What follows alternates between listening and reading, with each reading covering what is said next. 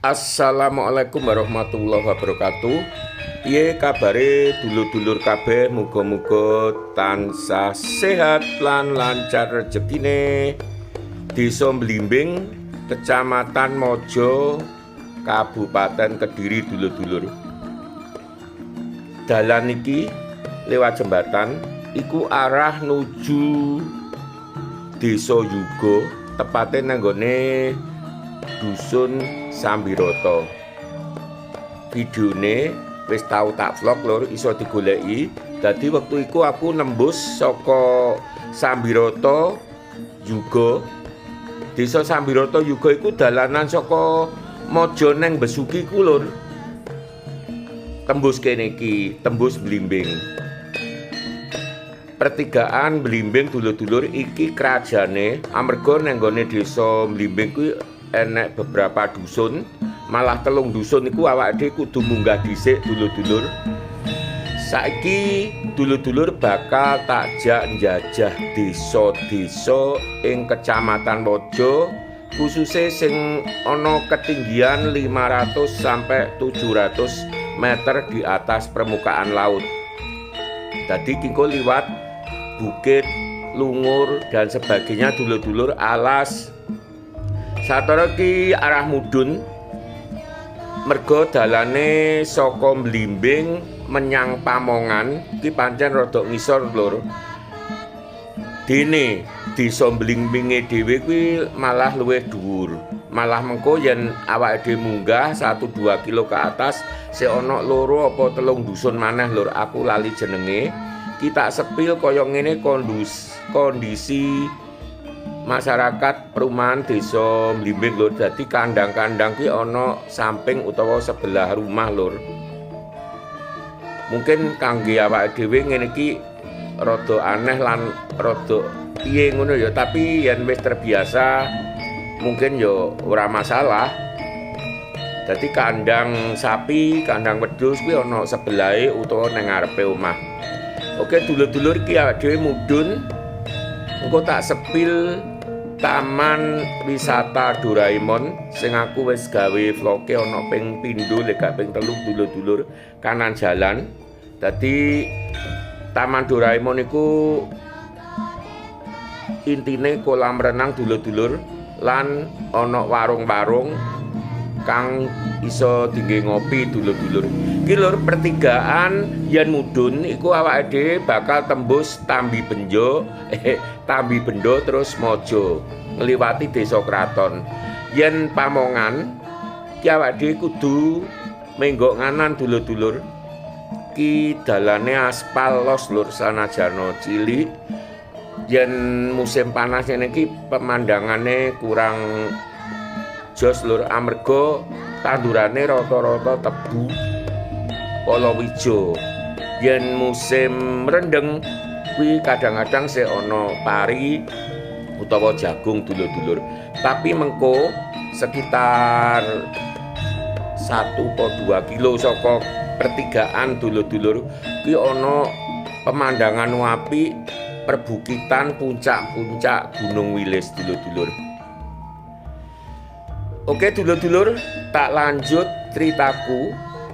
Dadi dina iki aku pengen banget njajah desa-desa saka wilayah Kecamatan Mojo sing panggonane kuwi nang ereng-ereng Gunung Wilis, mulai ketinggian 400, 500, 600, malah ana sing 700 meter di atas permukaan laut. Yen Blimbing kerajane mau iku ya 400-an lah atau 500. Mengko neng gone perdusunan sing paling pelosok iso ketinggian 600 di atas. Iki anu dulur-dulur Dusun Boso. Dusun terakhir saka wilayah Desa Blimbing dulur-dulur. Barikingko awake dhewe ora-ora bulak perbukitan dawa banget lur. Perjalanane saka kerajaan Blimbing mau sampai finish mengko nang gone Ngadi. Ngadiku kompleks masjid dan pemakaman Gusmi dulur-dulur. Dadi engko aku bakale leren ngopi nang Ngadi dulur-dulur.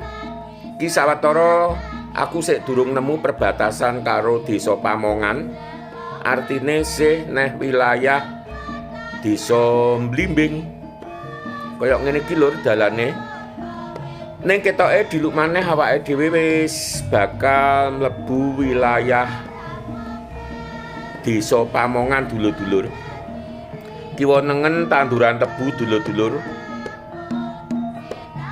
So dipirsani dhewe ngene iki ratusan meter lur dawane. Yen kaya ngene iki rasane dalan iki kaya wekku dhewe lur. Ora ana kendaraan liyane. Dadi neng Pulau Jawa bersyukur dulur-dulur. Neng pelosok desa sampai sawah-sawah sing gak menghubungkan antara komunitas penduduk kuwi lho ya diaspal. Lah nyapa nek luar Jawa kok gak iso kaya ngene. Iki dawane dawa lur, berkilo-kilometer lur. Dadi jarak Desa Mlimbing karo engko desa sing terdekat Pamongan ki ana 4 kilo lur jarake yen gak 5 kilo. Dibatasi bulak perbukitan kaya ngene iki lur. Lah kae lur kanan jalan, aku tak mandeg dhisik lur. Umpama rodok sore titik ngono lur, pemandangan perbukitan nek Gunung Wilis kae bakal apik banget. Awake dhewe iso nonton beberapa puncak saka pegunungan Wilis. Kanggo dulur-dulur sing durung ngerti, Wilis kuwi duduk gunung dulur-dulur, tapi luwih gedhe maneh yaiku pegunungan. Dadi ana beberapa puncak saka Gunung Wilis. Salah sijine puncak Ngliman yang wilayah Nganjuk sing terkenal, sing sering didaki. Terus enek beberapa puncak lainnya aku lali jenenge lur. Sebagian tebu wis ditebang lur. Bih kimang panase dan apa panas banget. Makane aku seneng mergo sing jelas kan ora udan. Kuwi soale yen sampe mlaku-mlaku mlakrak kaya ngene iki terus udan, kuwi repot banget. Mergo sanajana dalane wis aspal, kuwi yen perbukitan sebelahe ngono longsor kan lunyu lur. Makane aku pengen mrene iki wis suwiket musim udan kae tapi lagi kelakon iki. Sing kedua butuh wektu, butuh kesiapan dulur-dulur. Mergo dalane iki munggah mudune curam banget. Terus adoh saka perkampungan. Batas antara kampung siji lan sijine iku iso 1 kilo sampai 2 kilometer dulur-dulur. Ki awake dhewe mulai masuk wilayah Desa Pamongan dulur-dulur. Tetep Kecamatan Mojo, Kabupaten Kediri. Jadi pancen sing diparani kabeh ana wilayah Kecamatan Mojo, tapi sing ana ereng-ereng Gunung Wilis. Ki pedhok wis meh masuk perkampungan sing cukup rame. Lalur ki wis teko dalan raya Pamongan ngarep gedhe iki. Yen mudhun kuwi tembuse Desa Maesan dulur-dulur. Maesan iku lokasine oleh kidule Pondok Ploso. Yen Petung Rata dadi bar Pamongan awak dhewe engko Petung Rata dulur-dulur. Iki munggah dhisik nang nggone krajan saka Desa Pamongan, Kecamatan Mojo. Ki gedhe lur iki dalane mergo iki pancen dalan lawas terus diperbaharui. Yen biyen dalane aspal lawas rusak ra karu-karuan ngono kae 10, 15, 20 tahun yang lalu. Mergo dalan iki yo termasuk dalanku yen bolang. Cuman yen nembus-nembus saka desa-desa mau, saka Mlimbing, Pamongan, Petung Rata, Ngetrep, kuwi aku lagi iki ping 3 kira-kira dulur. Ki munggah lur posisine, mergo kerajane Pamongan kuwi ana dhuwur. Beda karo Mlimbing mau kan, yen Mlimbing mau kan rada ngisor. Yen Pamongan iku krajane, dadi dusun Pamongane kuwi posisine malah nek dhuwur. Yo perkiraan tertinggi 500 meter di atas permukaan laut dulur-dulur. Weh kok akeh mobil to lur iki. Waduh. Enek wong duwe gawe dalane cilik. Weh, iki lek dikongkon mudhun ning Jalan Raya Mojo Tulungagung ya nyonyor.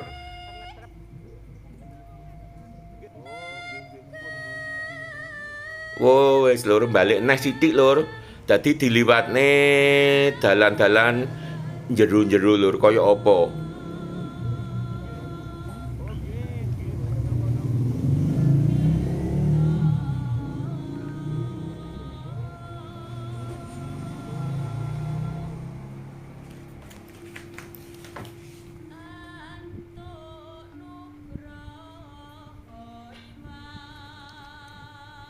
Ki lur kon menggo ngiri ya lek kon dhuwur.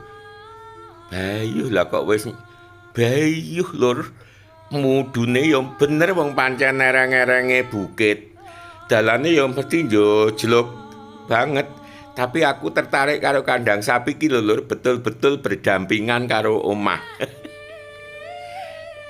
Neng desa ya pancen ngono kuwi mau kaya wis tak critakake mau neng awal. Dadi kadang neng samping omah, kadang neng ngarep omah. Beh gak iso banter lur iki.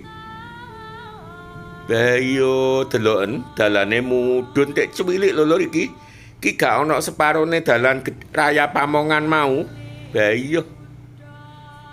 Terus kudu instinge kuat lur, mergo ana enggo-enggokan protelon kabeh ya dicor lur iki. Padahal duwe so-so kaya ngene.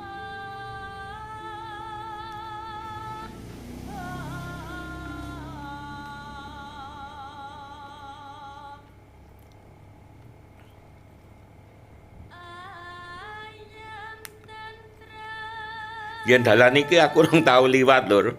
Ya, jaman biyen paling ya muk lemah dalan iki.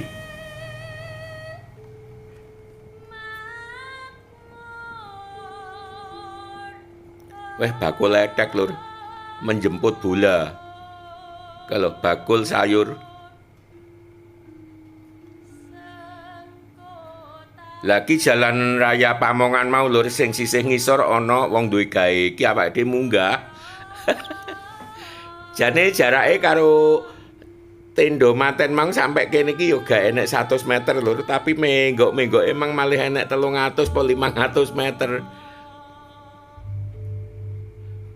Cuwerah tapi yo panas lur. Beh. Ki munggah terus lur posisine. Sampai engko nemu SD Negeri Pamongan.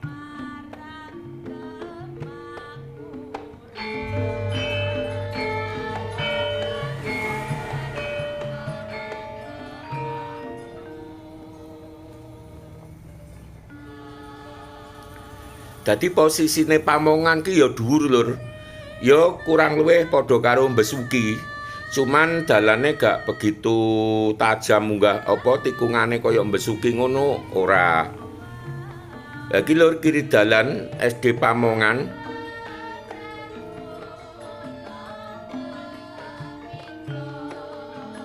SD Negeri Pamongan 2 lur.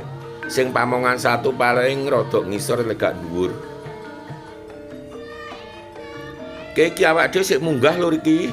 Engko lagi menggok ngiri.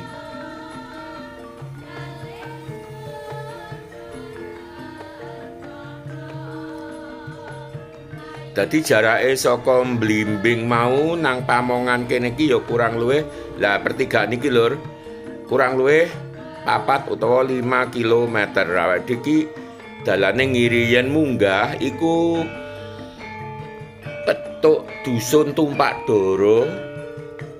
Jarine tembuse alas, jane ya iso nembus-tembus nang gone ndi wilayah Ngetrep jane ya iso lur. Kok Ngetrep ro Petung Rata. Jak dia ngiri lur, kene iki lumayan mudune. Lagi terus nganan. Oke pertigaan ya bingungne lho lur anggitmu. Ki awake dhewe saka Pamongan menuju desa Petungrata dulur-dulur. Kanggo dulur-dulur sing durung ngerti, saka Blimbing mau yen mudhun tembuse desa Tambi Bendo sing enek pom bensin Mojo kuwi lho lur. Terus yen Pamongan mudhun iku tembuse desa Maesan. Ki awake dhewe nuju desa Petungrata dulur-dulur. Petungrata iki dhuwur lur yoan, unda-undi karo Pamongan ketinggiane sekitar 500 atau lebih meter di atas permukaan laut. Lah lur aku lek kelingan dalan iki motorku mbiyen tau mogok.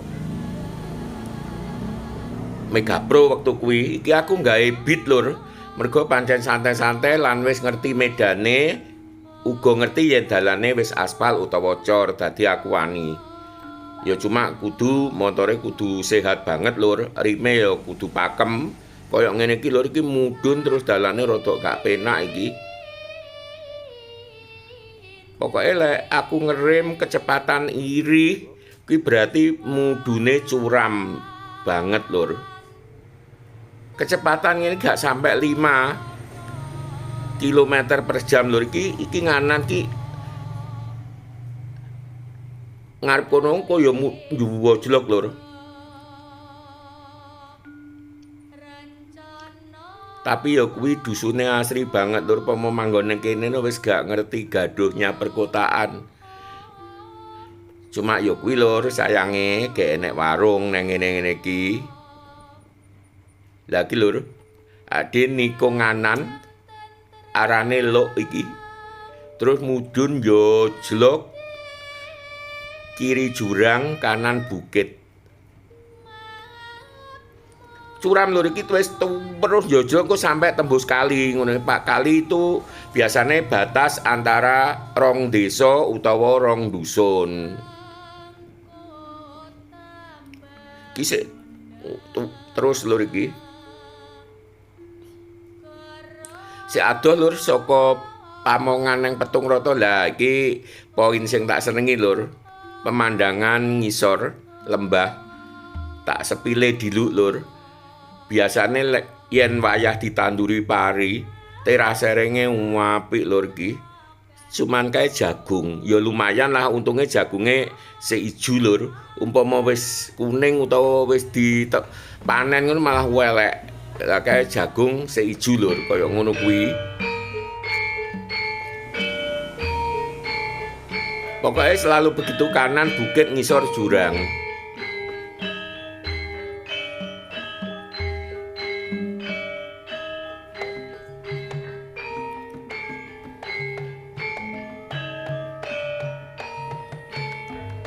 Ki adoh lur saka Pamongan mau nang nggone Petungrata. Berkilo-kilometer lur. Kaya ora tekan-tekan, dadi maneh tak elingne, lha iki wis teko kampung pinggiran lur iki. Engko kerajane rada adoh meneh. Kendaraan kudu sangat sehat ben awake dhewe tenang. Ditunjang dalane kok ngono, awake kan konsentrasi nang dalan akhire.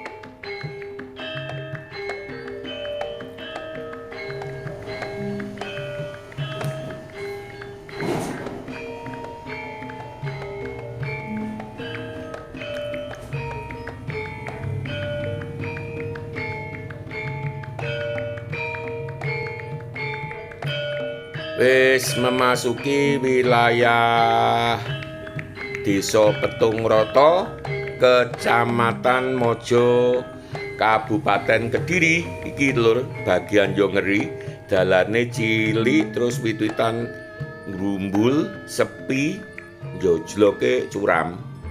Iki lur ngarep.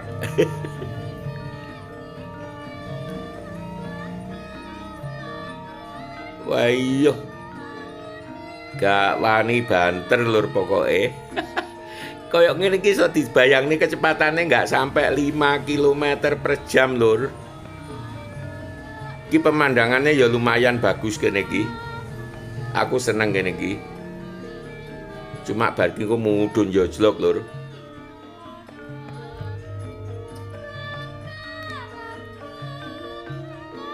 Sanajana iki wilayah pegunungan lur, ternyata akeh tanah pemajekan lur.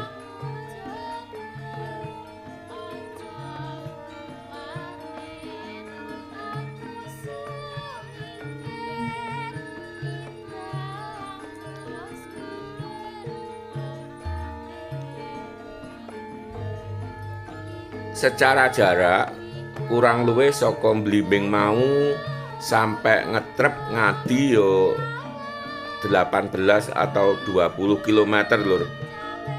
Amarga wae dalane angel munggah mudhun perbukitan yo karo tengah jam lebih 1,5 jam lur.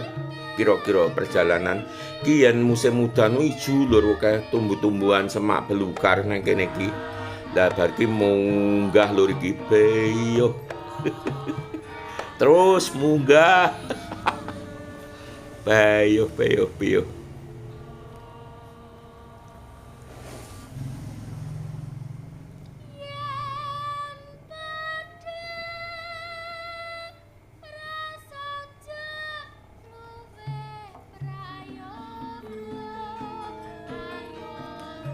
Munggah lur iki.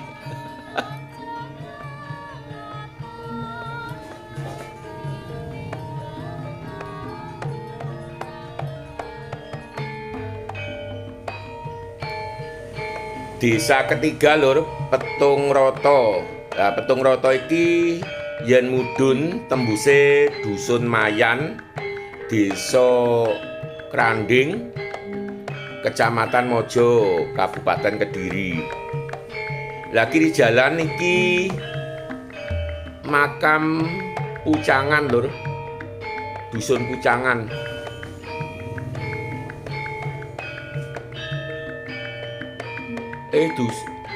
Oh kok Pucangan to lur.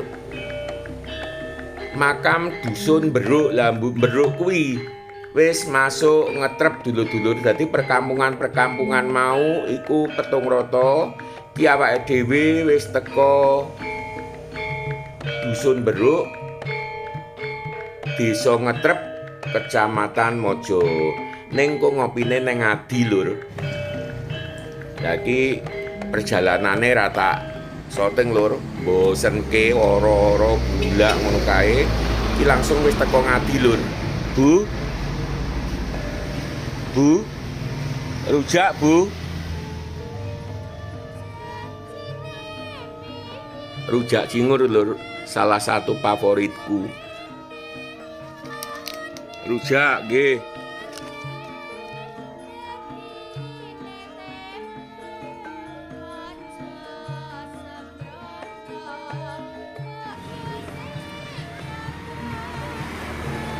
Iki lur, rujake wis siap, ndelok bumbune lekae kaya ngene rasane paling ya lumayan.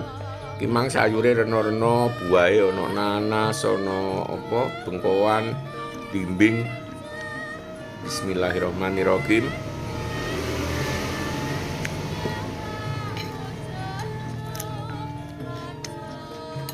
Oke lur, iki tak terusne olehku leren karo mangan rujak. Sawetara video bakal tak akhiri sakmene dhisik lur. Wassalam.